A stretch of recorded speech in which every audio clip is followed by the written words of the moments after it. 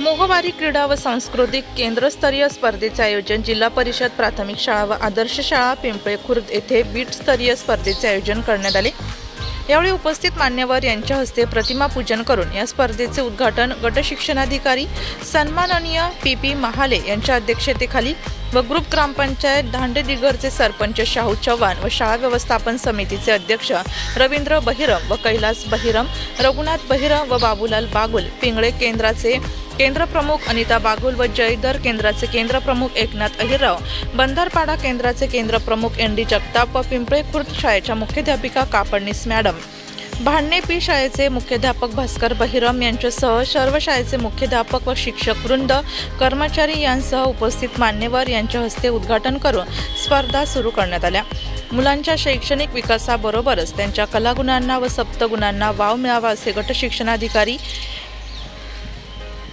P Mahale यांनी आपल्या प्रास्ताविकेमध्ये आपले मनोगत व्यक्त केले।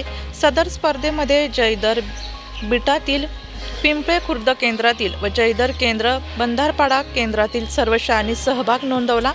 स्पर्धेमध्ये जिल्हा परिषद प्राथमिक शाळा कोसवण शाळेतील विद्यार्थ्यांनी लहान गटात चमकदार कामगिरी केली व केंद्र स्तरावर प्रथम क्रमांकांचे देखील 10 बक्षिसांची लूट केली होती व आता देखील बीट स्तरावर प्रथम क्रमांकाचे पारितोषिक 100 मीटर धावणे प्रथम क्रमांक रोशनी हिरामन आहेर, चित्रकला प्रथम क्रमांक जयेश योगेश चौरे, स्पेलिंग बी प्रथम क्रमांक माया चिंतामण जाधव, मॅथ बी प्रथम क्रमांक जयेश योगेश चौरे असे एकूण प्रथम क्रमांकाचे 4 बक्षिसे मिळवून लहान गटात सर्वात जास्त बक्षिसे मिळवण्याचा बहुमान कोसवण शाळेने मिळवला आहे।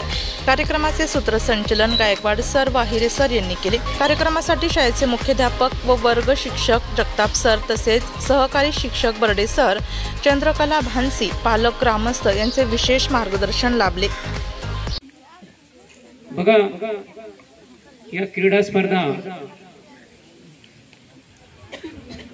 विद्यार्थ्यांच्या कलागुणांना आणि सुप्त गुणांना वाव देण्यासाठी या स्पर्धेच्या माध्यमातून विद्यार्थ्यांच्या अंगातील जे काही नाविन्यपूर्ण गुण आहेत त्या गुणांची ओळख शाळा पातळीवर आपण केलेली आहे। कारण या स्पर्धेची रचनाच प्रथम शाळा पातळीवर विद्यार्थ्यांची निवड करणे, शाळेनंतर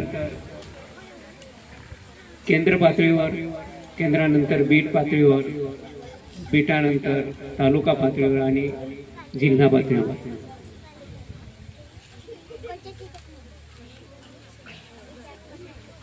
बघा, आपण प्रत्येक माणसाच्या जीवनामध्ये कुठल्या ना कुठल्या अंगाने या खेळाशी संबंध असतो। अगदी लहानपणापासून आपण अनेक प्रकारचे खेळ खेळत असतो। काही मुलांमध्ये बालपणापासूनच खेळाविषयी आवड असते, त्याला त्या शाळेत येत असतो, परंतु शाळेमध्ये बौद्धिक विषयाकडे त्याचा विशेष कल नसतो। त्याला विशिष्ट खेळामध्ये आवड असते, परंतु त्याला संधी देण्याची गरज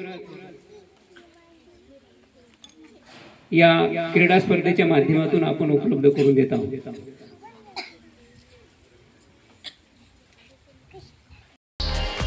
नाशिक लोकशाही न्यूजसाठी उपसंपादक बाजीराव नाना खैरनार सह प्रतिनिधी शाहू चव्हाण, कळवण।